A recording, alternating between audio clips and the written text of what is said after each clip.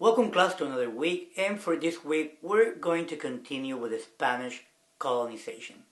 And it really deals with the blending of all these cultures, the indigenous, blacks giving birth to so many different new ethnic groups as we're going to try to cover in the casta system.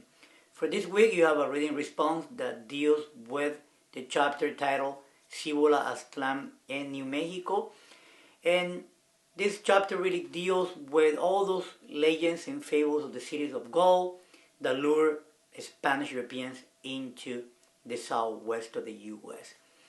We also have a film critique, which is not really a film, it's a lecture, a video lecture done by Dr. Yanez and myself, where we cover three important feminine icons in Mexican history: La Virgen de Guadalupe, La Malinche, and a little bit of La Llorona. It's a cool week, and I'm looking forward to getting to see your responses, both on your reading response and the discussion. Have a great week.